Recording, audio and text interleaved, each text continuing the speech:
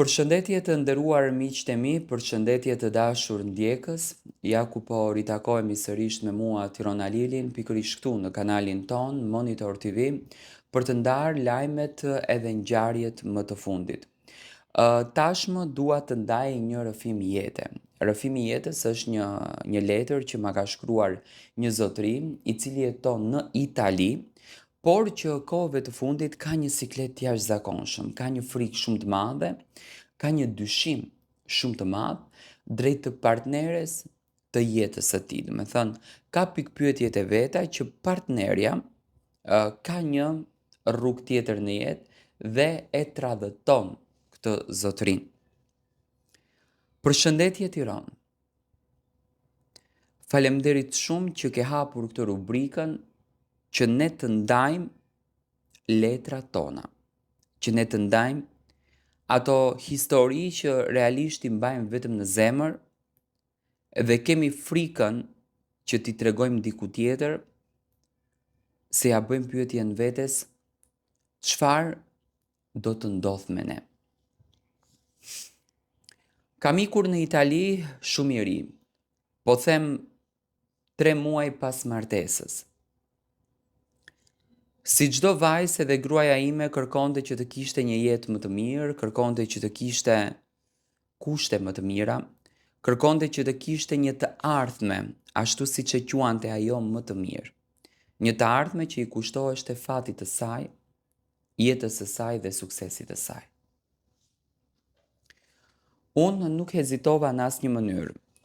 Nuk e mendova 2 herë, luftova vetëm për t'i ndihmuar dhe për ta bërë atë që të ndjehej në një farë forme krenare. Kur erdha në Itali, vetëm shpirti im e din se çfarë unë kam hequr. Po sa kam vuajtur, po sa kam sakrifikuar, po sa të mere kam kaluar. Po kujt t'ja thuash? Jetoja me qira, fleja në tokë, fleja në për rrugë, askush nuk më kuptonte dhe askush nuk më besonte. Punoja si qen vetëm për t'i dërguar lek asaj. Çdo lek që unë bëja, 100 euro i mbaja për vete, tjera t'ja çoja asaj, sepse dëshironte të rregullon kushtet, dëshironte makinën, të del me shoqet, ndërsa unë futesha në për borxhe. Unë futesha në borxh të shoku, unë futesha në borxh të miku, vetëm e vetëm që gruaja ime t'i kishte të gjitha kushtet.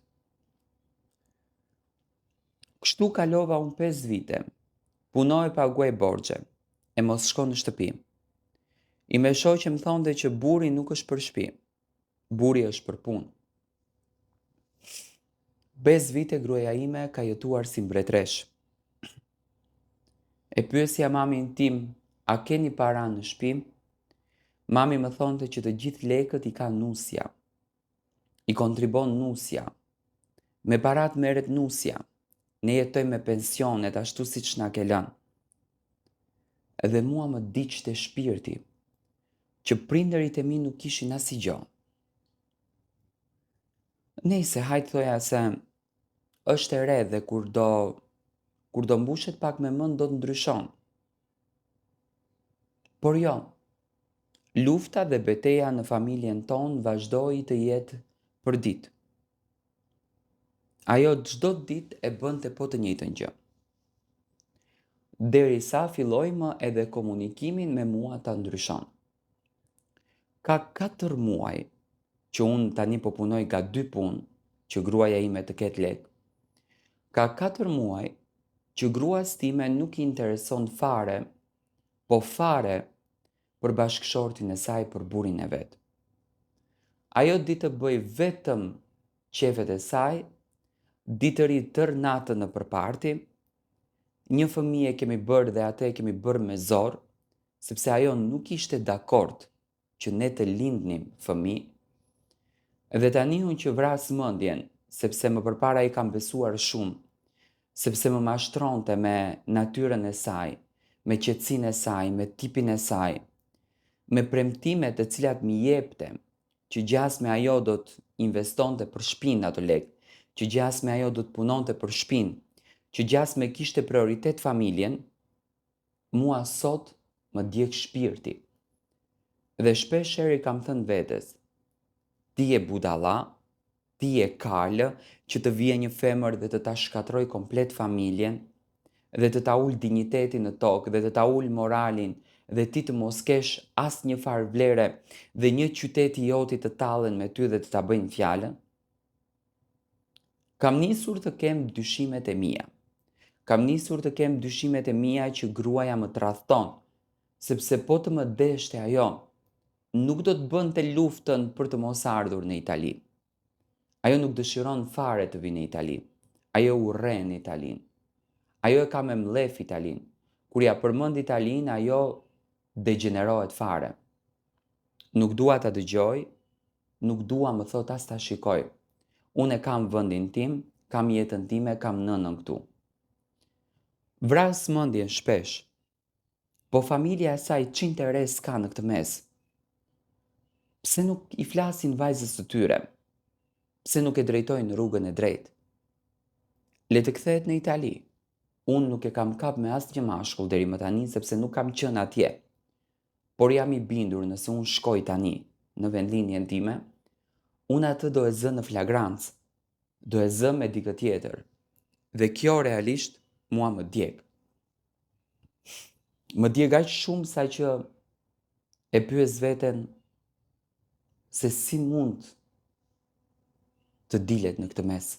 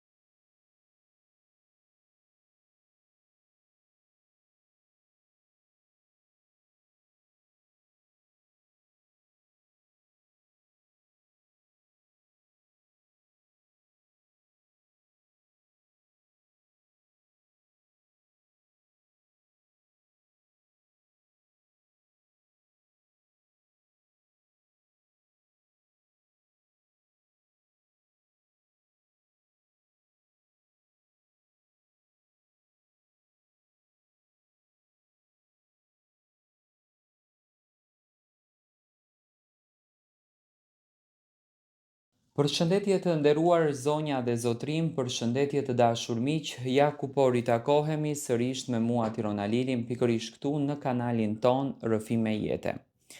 Jam këtu me ju pasi që më keni pyetur Tiranë si vajti rasti i Narin Guran, vajzës 8 vjeçare, e cila u vra në ndyshimin të nënës, xhaxhait, vëllaut të saj. Çfarë ka ndodhur deri më tani me atë rast, si kanë vijuar gjërat dhe çfarë vendimi është marrë. Një nga rastet më tronditëse që ka prekur Turqinë në vitet e fundit është padyshim historia e vogëlushes Narin Guran, vetëm 8 vjeçe nga fshati Tafshantepe në provincën e Diyarbakirit. Një fëmijë që doli nga shtëpia dhe nuk u kthye më. Një kërkim që zgjati 19 ditë, do me thënë të bëjmë një retro, një familje e rrethuar nga dyshimet, një fshat i tërë nën vëzhgimin e policisë, dhe mbi të gjitha, një pyetje që vazhdoi të bëhej për muaj të tërë. Çfarë ndodhi në të vërtetë me Narin Guran? Rasti u bë aq i madh sa përfshiu jo vetëm drejtësinë turke, por edhe opinionin publik në të gjithë vendin. Presidenti turk Recep Tayyip Erdogan deklaroi se po e ndiqte nga afër çështjen dhe kërkoi që përgjegjësitë të merrnin dënimin më të rënd. Por edhe sot, kur tashmë ka pasur vendime gjyqësore dhe zhvillime të reja, pyetja se kush e kreu aktin fatal mbetet një nga pikat më të diskutuara të dosjes. Do me thënë, sot e kësaj dite, edhe pse kanë kaluar vite, akoma nuk është zbardhur qartë se kush është vrasësi i Narin Guran. Tani si filloi gjithçka, le të bëjmë një retro. Më 21 gusht të vitit 2024, Narin Guran u zhduk në fshatin Tafshan Tepe. Ajo ishte vetëm 8 vjeçe. Familja dhe banorët nisën kërkimet. Fillimisht ekzistonte shpresa se vajza mund të ishte larguar diku pranë fshatit ose se mund të ishte humbur. Por orët kaluan. Pastaj edhe ditët dhe kërkimi u kthye në një operacion jashtëzakonisht të madh. Policia, xhandarmeria, ekipet e shpëtimit, shumë banor morën pjesë në kërkimin e saj. Por Narin nuk u gjend kurrë. Pikërisht, kjo periudhë do të bëhej një nga pjesët më misterioze të gjithë historisë. Sepse, ndërsa kërkimi vazhdonte, hetuesit filluan të shqyrtonin me kujdes lëvizjet e njerëzve që ndodheshin pranë familjes dhe zonës, ku Narin ishte parë për herë të fundit. 19 ditë më vonë, gjendet trupi i Narin i vdekur. Pas 19 ditësh kërkime, autoritetet gjetën trupin e Narin në një përrua pranë fshatit të saj. Trupi ishte fshehur në një thes dhe ishte mbuluar me gurë. Ky moment ndryshoi gjithçka. Tashmë nuk bëhej fjalë për një vajzë të zhdukur, por bëhej fjalë për një hetim vrasje. Ekzaminimi mjekoligjor tregoi se Narin kishte vdekur si pasojë e mbytyjes, stërngulimit të fytit. Por pyetja kryesore mbeti kjo: kush e vrau Narinën dhe pse trupi i saj u fsheh? Nevzat Bakhtiar, një nga pikat kyçe të dosjes, ishte kushëriri i familjes së Narinit. Një nga emrat më të rëndësishëm në këtë histori ishte fqinji Nevzat Bakhtiar. Ai e pranoi se kishte marrë trupin e Narin dhe e kishte çuar në zonën ku më vonë edhe u gjet. Por ai mohoi se kishte qenë personi që e kishte vrarë vajzën. Sipas versionit të tij, ai kishte marrë trupin pasi Narini ishte vrarë dhe e kishte fshehur trupin e saj. Kjo deklaratë u bë një nga pjesët më të rëndësishme të çështjes, sepse nëse ai nuk e kishte vrarë Narin, atëherë kush e kishte bërë këtë vrasje? Dhe kush ja kishte dhënë në fakt atij trupin? Ktu fillon një nga misteret më të mëdha të dosjes. Dyshimet brenda familjes, hetimi u përqendrua gjithnjë e më shumë tek rrethi familjar. Në qendër të çështjes u vendos nëna Yüskel Guran, vëllai Enes Guran dhe xhaxhai Salim Guran. Prokuroria ngriti akuza të rënda ndaj tyre. Çështja shkoi në gjykatë dhe në fund të vitit 2024, gjykata vendosi dënime me burgim të përjetshëm të rënduar për të tre. Pra nëna, vëllai dhe xhaxhai u shpallën fajtor në lidhje me vdekjen e Narin. Por këtu duhet bërë një dallim shumë i rëndësishëm. Gjykata nuk arriti ta përcaktonte me siguri se cili prej tyre ishte personi që e kreu fizikisht aktin e vrasjes. Sipas arsyetimit gjyqësor, ata u konsideruan bashkëpjesëmarrës në vrasje dhe u vlerësua se nuk e kishin parandaluar aktin e vrasjes dhe kishin marrë pjesë në të në mënyrë të përcaktuar nga gjykata. Kjo është arsyeja pse rasti vazhdon të diskutohet akoma kaq shumë, sepse ekziston një ndryshim mes pyetjes kush është dënuar dhe mes tjetrës kush e vrau fizikisht Narinin. Këto nuk janë domosdoshmërisht e njëjta gjë. Tani çfarë vendosi gjykata? Në dhjetor të vitit 2024, gjykata dënoi me burgim të përjetshëm të rënduar nënën Yüskel, vëllain Enes dhe xhaxhain Salim, ndërsa Nevzat Bakhtiar u dënua fillimisht me 4 vjet e 6 muaj për fshehjen dhe shkatërimin e provave. Vendimi shkaktoi shumë diskutime në Turqi. Një pjesë e opinionit publik kërkonte përgjigje më të qarta për personin që e kishte vrarë Narin, Ndërkohë mbrojtja e të dënuarve kundërshtoi shumë nga provat dhe mënyrën se si ishte zhvilluar ky hetim. Çështja nuk përfundoi me vendimin e gjykatës së shkallës së parë. Rasti shkoi në gjykatën e lartë të Turqisë dhe në fund të vitit 2025 gjykata e lartë konfirmoi dënimet me burgim të përjetshëm të rënduar për nënën Yüksel Enes dhe Xhaxhain Selim. Pra në këtë pikë vendimi ndaj këtyre të tre personave u forcua në mënyrë të rëndësishme juridike, por kishte një zhvillim shumë të rëndësishëm për Nevzat Bakhtiarin. Vendimi ndaj tij u prish dhe çështja u kthye për një vlerësim të ri, duke orientuar te akuza se ai kishte ndihmuar në vrasje. Dhe pikërisht kjo çështje mori një tjetër kthes tani në vitin 2026. Në prill të vitit 2026, Nevzat Bakhtiar u rigjykua. Gjykata e dënoi me 17 vite burg për veprën e ndihmës në vrasje të qëllimshme të rënduar. Pra pozicioni juridik i Bakhtiarit ndryshoi ndjeshëm krahasuar me dënimin fillestar. Tani ai nuk trajtohet thjesht si një person që kishte fshehur trupin, gjykata e konsideroi përgjegjës për ndihmë në vrasje. Kjo është një nga zhvillimet më të rëndësishme të dosjes të vitit 2026.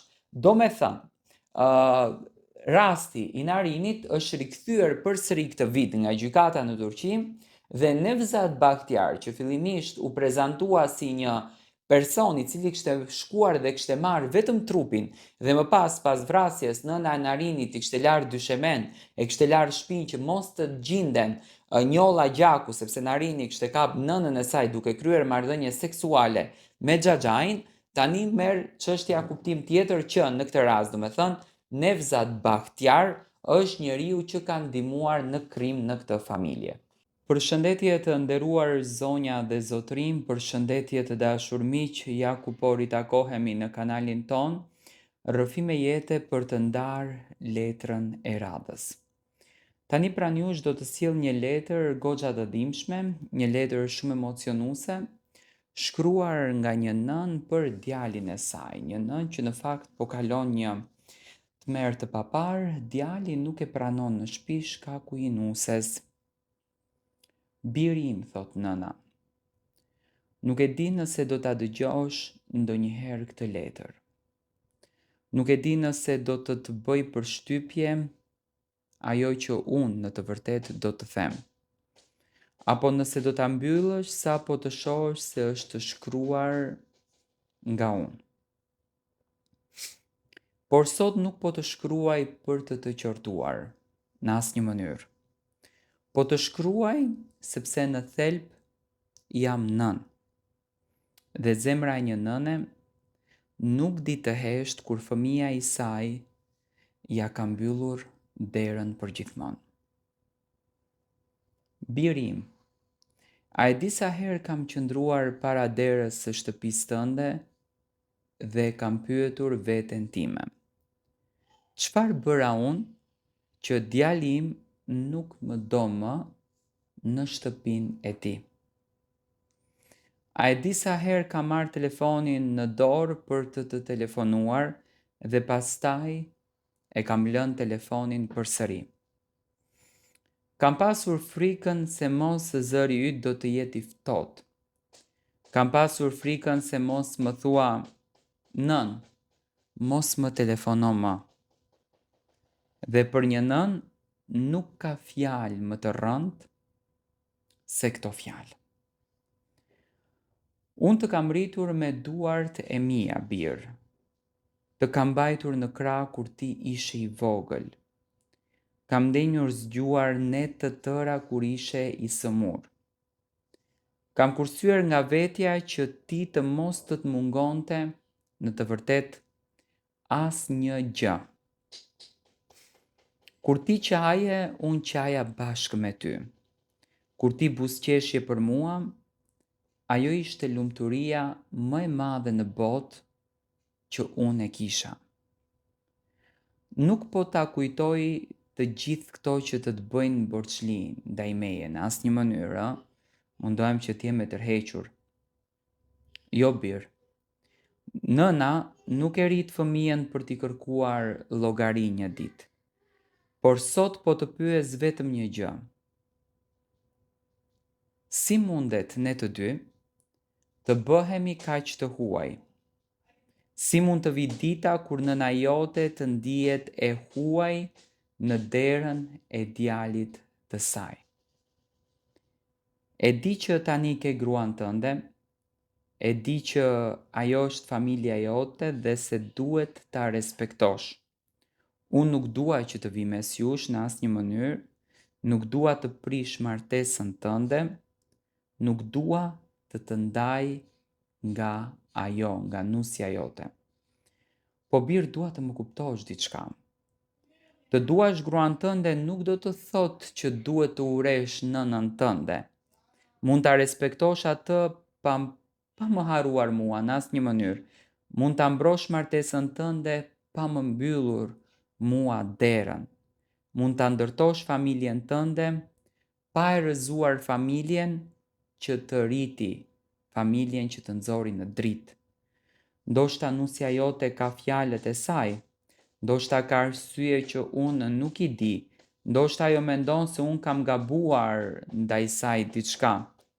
Nëse kam bërë diçka që e ka lënduar nusen tënde, të lutem birë ma thuaj. Jam gati të kërkoj falje.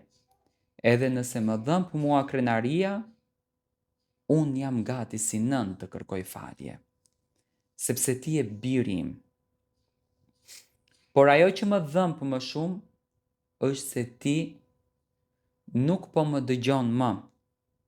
Fjalët e mia nuk po arrin tek ti.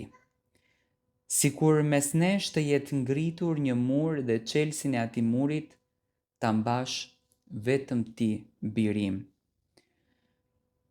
Biri im, unë si nën nuk e dua as pasurinë tënde, nuk e dua as shtëpinë tënde, nuk dua as një gjë nga ti.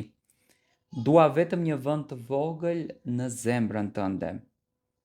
Dua ta di se kur të pyesin ku është nëna jote, ti mos turpërohesh të thuash është nëna ime. Nuk dua të vi çdo ditë në shtëpinë tënde. Nuk dua të ndërhyj në jetën tënde. Nuk dua të të them se si ti birë të jetosh. Dua që vetëm kur të kem nevojë për ty, të di se mundem unë të telefonoj. Dua që kur të vi ndonjë festë, të mos kem frikë se mos nuk më hapet më dera. Dua që një ditë të mund të ulem përballë teje, të të shoh në sy dhe të them, birë më ka marrë malli, dhe ti të më thuash edhe mua nëna ime. A është kjo që unë po kërkoj? Ndoshta për dikë tjetër është pak kjo gjëja, por për mua është gjithçka. Kam dëgjuar njerëz që më thonë, lëre djalin të jetoj jetën e tij. Dhe unë e di që ti duhet të jetosh jetën tënde. Por askush nuk mund t'i thot një nëne se si ta fik mallin për fëmijën e saj. Malli nuk fiket me urdhër, nuk zhduket me kalimin e viteve. Madje sa më shumë kalon koha, aq më shumë dhëmb ajo gjë. Ndonjëherë ulem vetëm në shtëpi dhe shoh një fotografi tënde në kur ishe i vogël. E shoh fytyrën tënde dhe më duket sikur po dëgjoj duke më thënë, nën, mos më lër të vetëm. Dhe sot ironia e jetës është se jam unë ajo që në të vërtetë ndihem vetëm. Ti ke shtëpinë, ke gruan, ke jetën tënde, ndërsa unë kam kujtimet. Dhe kujtimet nuk më hapin derën. Nuk më telefonojnë, nuk më pyesin nëse kam ngrënë, nuk më thonë nën si je. Biri im, ndoshta ti mendon se unë po e teproj. Ndoshta mendon se jam duke u viktimizuar. Nëse kështu mendon, të lutem më fal, por më lër të ta them të vërtetën time. Unë nuk jam e zemëruar me ty, jam e lënduar me ty, ka ndryshim. Zemërimi kalon, lëndimi që vjen nga fëmia yt mbetet shumë gjatë. Dhe unë nuk dua që kjo letër të jetë një akuzë. Dua të jetë një dorë e zgjatur, një dorë që të thotë birë, hajde dritë të flasim. Jo për të luftuar, jo për të fajsuar nusen, jo për të kthyer të kaluarën, por për të shpëtuar atë që realisht ka mbetur mes nesh, sepse unë ende besoj se diçka në këtë mes ka mbetur. Nëse nuk do të kishte mbetur asgjë, nuk do të më dhimbte mua kaq shumë.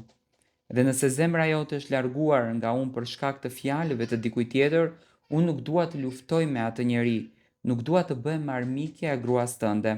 Ajo është zgjedhja jote. Unë vetëm dua që zgjedhja jote të mos jetë harrimi i nënës tënde. Kjo është letra që nëna ka shkruar për djalin e saj.